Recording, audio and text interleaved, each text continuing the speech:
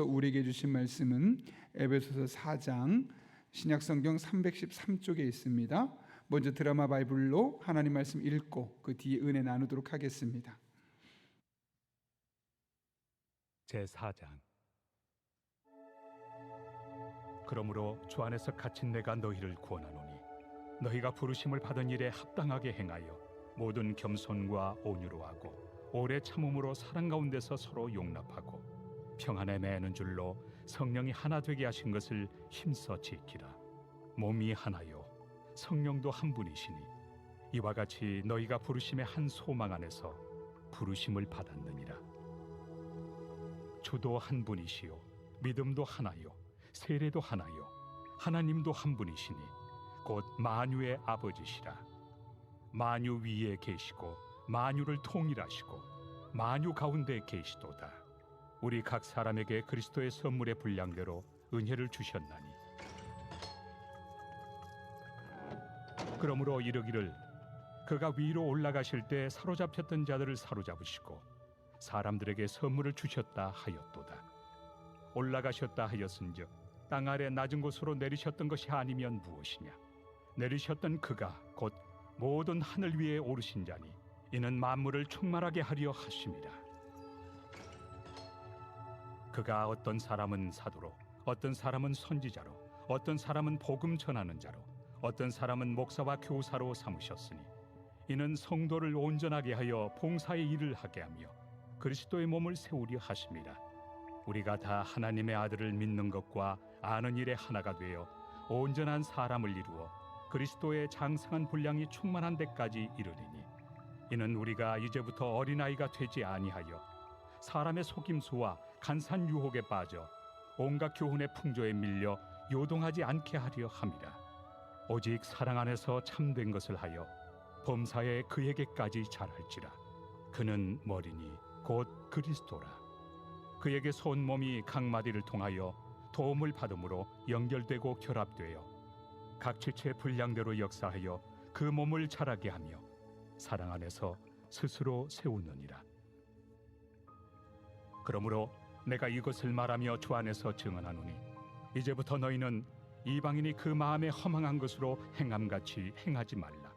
그들의 총명이 어두워지고 그들 가운데 있는 무지함과 그들의 마음이 굳어짐으로 말미암아 하나님의 생명에서 떠나 있도다.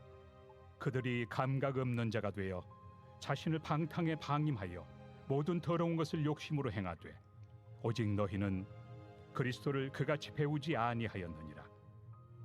진리가 예수 안에 있는 것 같이 너희가 참으로 그에게서 듣고 또한 그 안에서 가르침을 받았을진데 너희는 유혹의 욕심을 따라 썩어져가는 구습을 따르는 옛사람을 벗어버리고 오직 너희의 심령이 새롭게 되어 하나님을 따라 의와 진리의 거룩함으로 지으심을 받은 새 사람을 입으라. 그런즉 거짓을 버리고 각각 그 이웃과 더불어 참된 것을 말하라. 이는 우리가 서로 지체가 됨이라. 분을 내어도 죄를 짓지 말며 해가 지도록 분을 품지 말고 마귀에게 틈을 주지 말라. 도둑질하는 자는 다시 도둑질하지 말고 돌이켜 가난한 자에게 구제할 수 있도록 자기 손으로 수고하여 선한 일을 하라.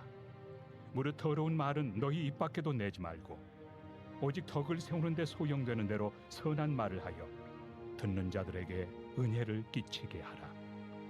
하나님의 성령을 근심하게 하지 말라. 그 안에서 너희가 구원의 날까지 인치심을 받았느니라.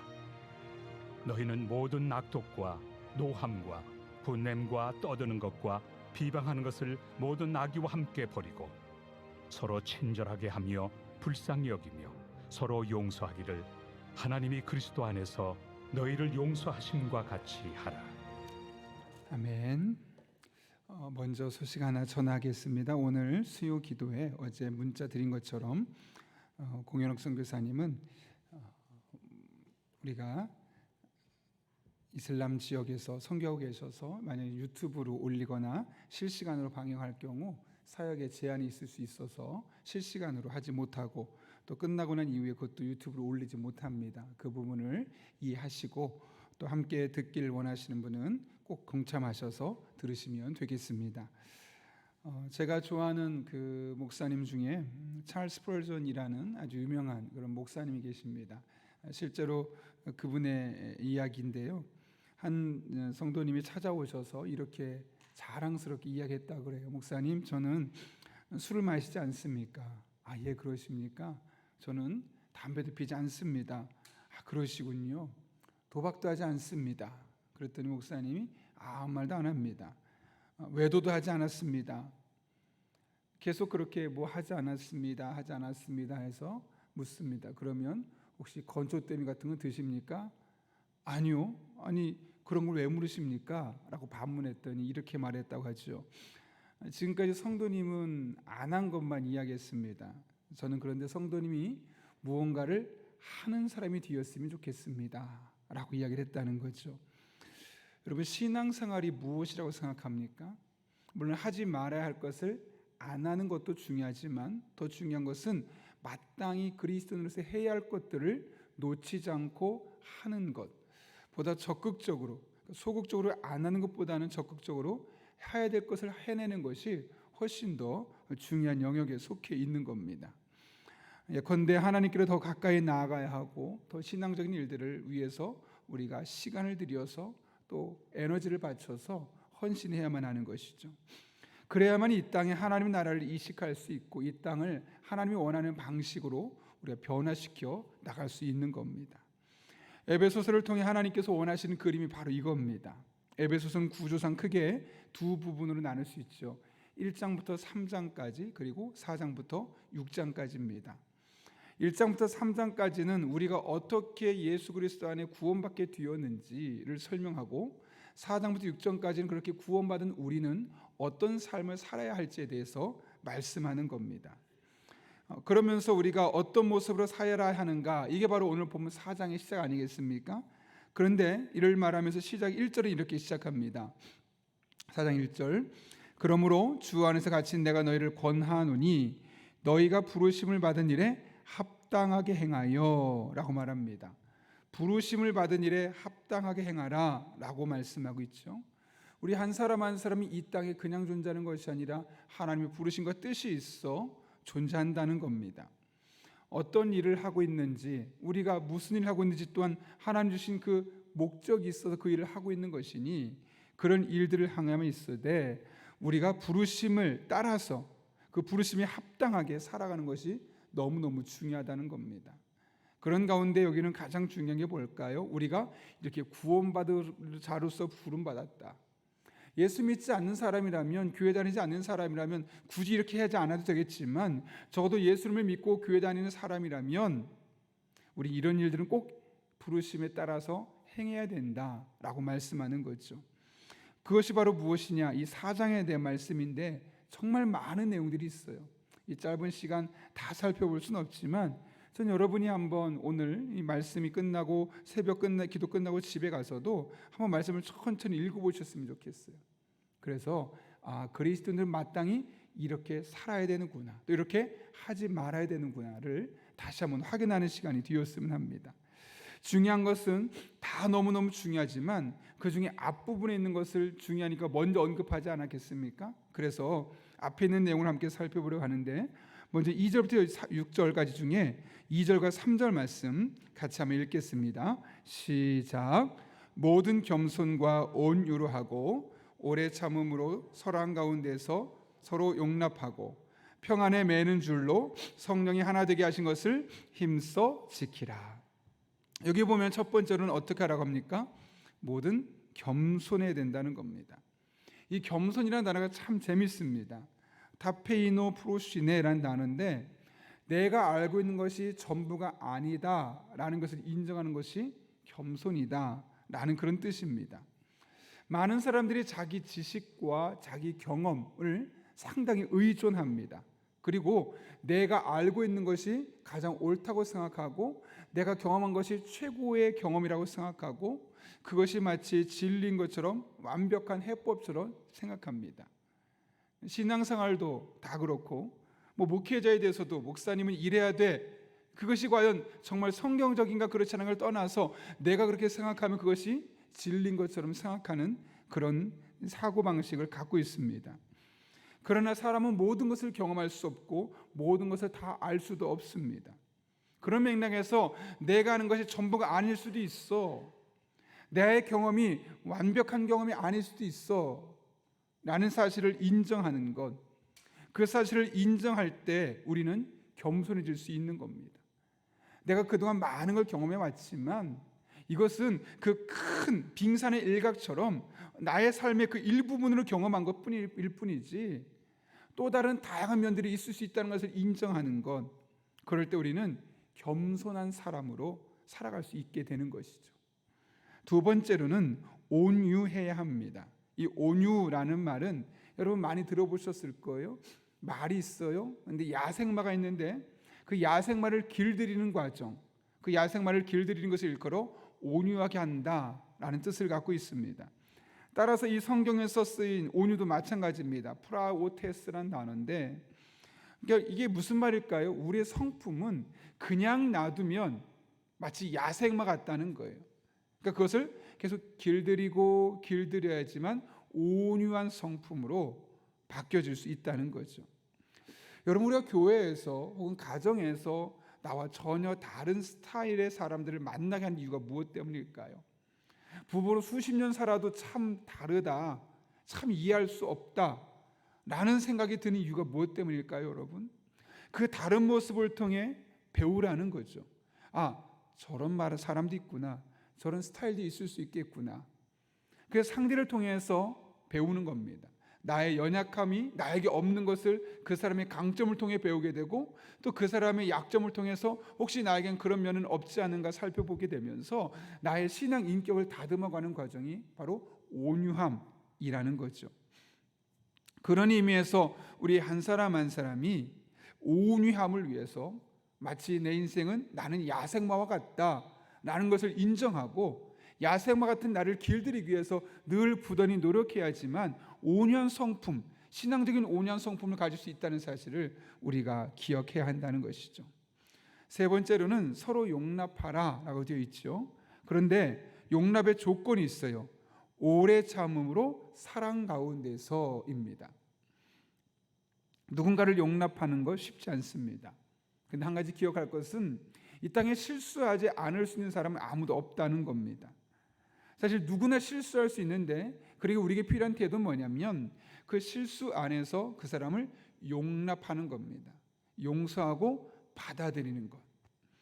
근데 이것이 가능하려면 어떻게 된다고? 사랑 가운데서 오래 참아야 한다는 거죠. 여러분, 서로 용납하려면 가장 중요한 태도가 뭐냐면 오래 참는 겁니다. 시간이 필요합니다. 그래서 우리가 화가 날 때 가장 먼저 해야 할 일은 이성적인 판단을 가지고 시간을 먼저 확보하는 것이 중요합니다.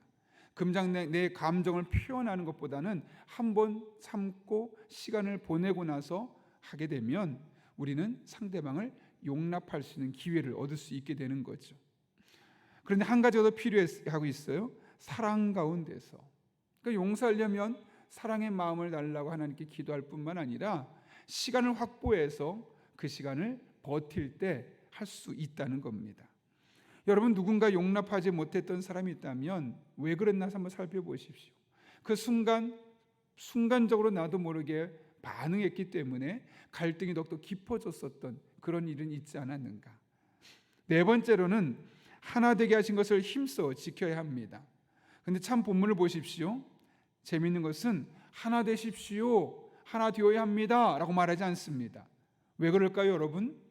우린 예수 그리스도의 피로 성령 안에서 이미 하나가 되었기 때문에 그렇습니다. 여러분, 우리 성도들은 이미 다른 사람과 예수 그리스도 안에서 하나입니다. 이 사실을 잊어서는 안 되는 거죠. 오늘 본문 보면 4절부터 6절까지 우리가 하나라는 사실을 자세하게 설명하고 있어요. 4절 보면 몸이 하나요 성령도 한 분이시니 이와 같이 너희가 부르심의 한 소망에서 부르심을 받았느니라. 5절 보면 주도 한 분이요 믿음도 하나요 세례도 하나요. 6절 보면 하나님도 한 분이시니. 우리는 이미 예수 그리스도 안에서 하나다라는 사실을 분명하게 말씀하고 있는 겁니다. 따라서 우리는 하나가 되려고 노력하는 것이 아니라 이미 하나인데 그 하나임을 깨뜨리지 않기 위해서 노력해야 되는 겁니다. 벌써 방향이 다른 겁니다. 하나 되려고 노력하는 것과 이미 하나인 것을 깨뜨리지 않으려고 노력하는 것, 약간의 차이가 있는 것이죠. 그런데 쉽지 않습니다. 그래서 오늘 뭐라고 말합니까? 하나 되게 하신 것을 힘써 지키라. 그냥 저절로 쉽게 되는 것이 아니라 힘을 써서 에너지를 투입해서 노력해야지만 우리가 하나가 깨뜨려지지 않고 그 하나됨을 유지할 수 있다는 거예요. 그러니까 여러분, 우리가 교회 안에서 신앙생활하면서 해야 될 일이 뭐냐면 우리 신앙의 성도들 안에 갈등이 생기지 않도록, 문제가 생기지 않도록 늘 그것을 잘 세워가야 되는 겁니다. 갈등이 생길 상황이 너무 많이 생기겠죠. 그래서 하나 된 것을 깨뜨려야만 되는, 무너져야 되는, 마음이 떨어져야만 되는, 그 사람이 미워져야 되는, 싫어져야만 하는 상황이 자꾸 생길 겁니다.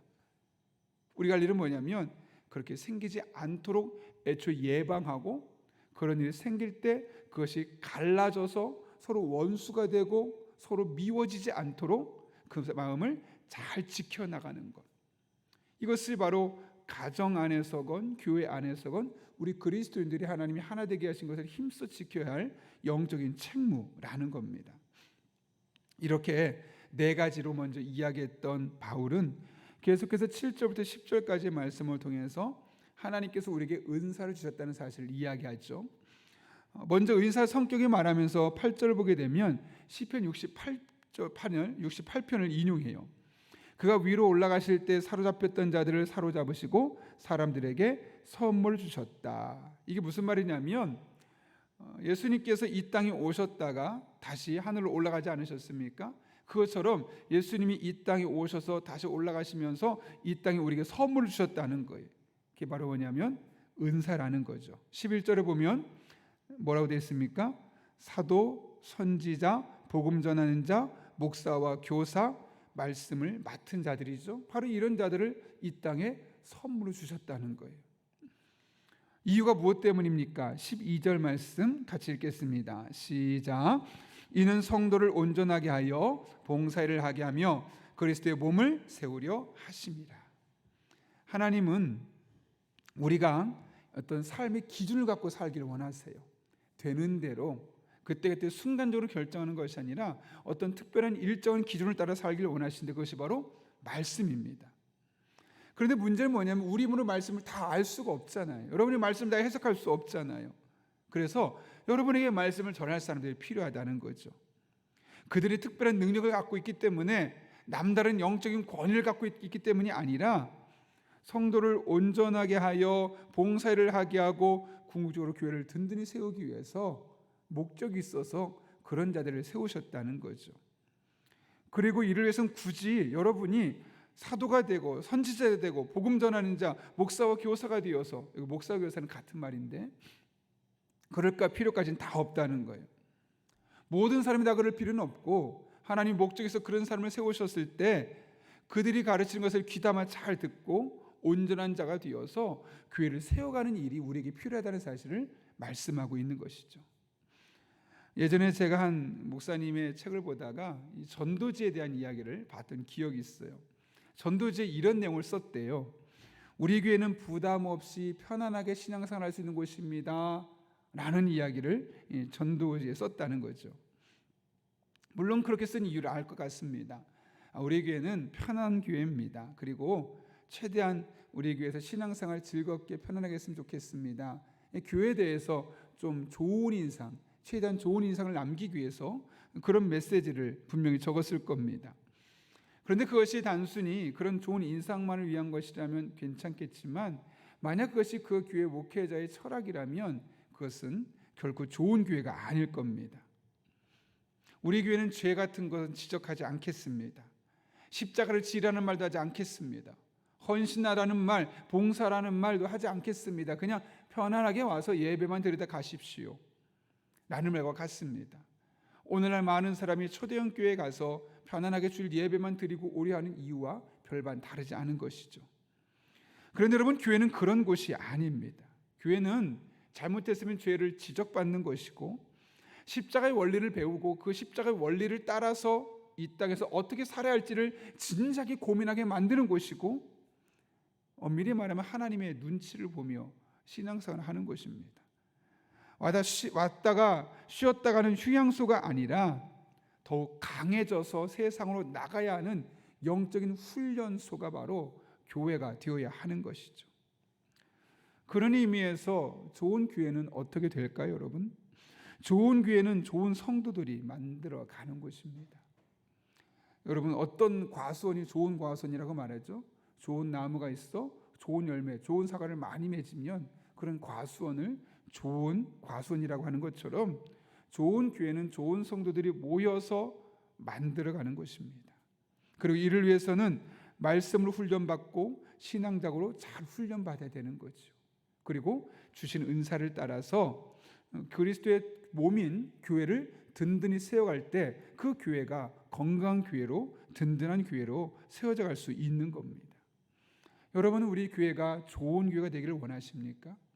그렇다면 우리가 좋은 성도들이 되어야 되는 것이고, 우리가 좋은 성도들이 되려면 하나님의 말씀을 따라서 때로는 하기 싫어도 해야 할 일을 해야 되고, 부담스러워도 그리스도인의 본분에 맞는 것이라면 헌신해야 되고, 그런 과정을 통해서 우리가 이 교회를, 하나님의 교회를 아름답게 세워갈 수 있게 되는 겁니다. 오늘 본문에서 사도 바울이 그 이야기를 하고 있는 겁니다. 저는 오늘 말씀처럼 하나님의 말씀을 중심으로 여러분이 말씀을 잘 가르치도록 하겠습니다. 여러분은 그것이 하나님의 말씀인가 아닌가 잘 고민해보고, 그것이 하나님의 말씀이 맞다면 때로는 불편해도 부담스러워도 하나님의 눈치를 보며 우리에게 주어진 자리에서 헌신하는 귀한 분들 될 수 있기를 바랍니다. 그럴 때 우리 교회는 건강한 교회가 될 것이고, 이 지역사회 수많은 여러 개의 교회가 아니라 정말 있어야만 하는 그런 교회로 세워지게 될 것입니다. 그런 교회를 만들어가고 그런 교회를 세워갈 수 있는 저와 여러분 될 수 있기를 예수님의 이름으로 축원합니다. 함께 기도하겠습니다. 거룩하신 아버지 하나님, 부르심에 합당한 삶을 사는 것이 우리에게 너무나 중요한데 오늘 사장에 정말 해야 할 일이 얼마나 많은지를 깨닫게 됩니다. 차근차근 읽어나가며 우리 그리스도인들이 마땅히 해야 할 일이 무엇인지 깨닫게 하시고, 그 일들을 감당해 나갈 때 우리들의 삶에 하나님의 놀라운 은혜가 임하게 하여 주시고, 우리 교회가 건강한 교회 되게 하시고, 우리 교회가 이 땅에 있음으로, 이 지역에 있음으로 이 지역이 건강하게 세워지게 하여 주옵소서. 예수님의 이름으로 기도하옵나이다. 아멘. 우리 함께 주님께서 가르쳐준 기도하겠습니다. 하늘에 계신 우리 아버지, 아버지의 이름을 거룩하게 하시며 아버지의 나라가 오게 하시며 아버지의 뜻이 하늘에서와 같이 땅에서도 이루어지게 하소서.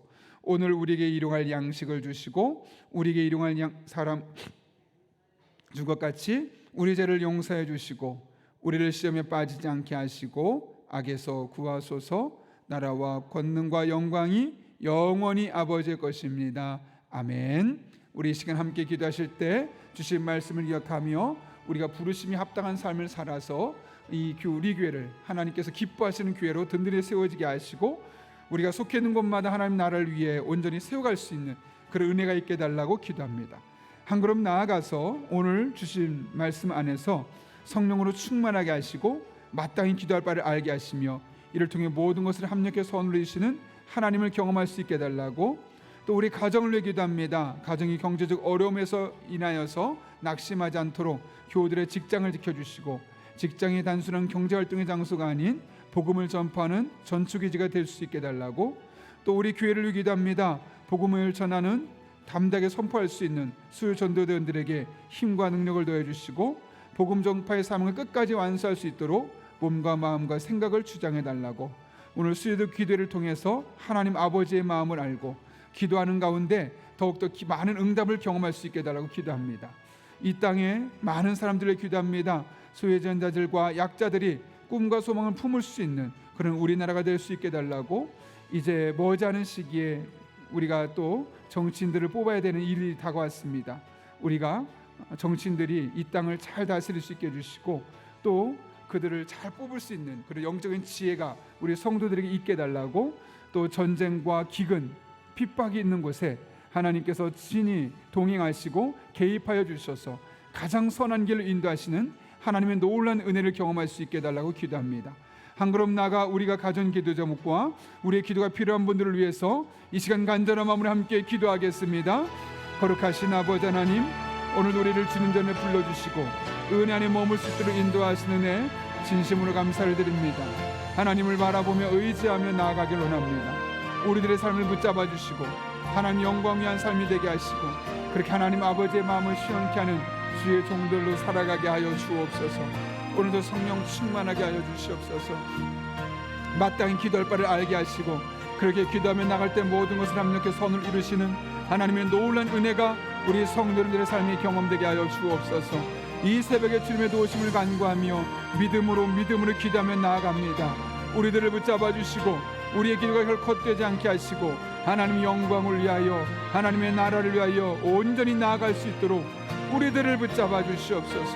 살아계신 아버지 하나님, 하나님의 은혜 안에 머물게 도와주시고 하나님의 능력 안에 머물게 도와주시고 하나님의 지혜 안에 머물게 도와주시고 그렇게 하나님과 함께 호흡하며 하나님 기뻐하는 모습으로 오늘이 세워질 수 있도록 우리 성도들에게 복을 더하여 주옵소서.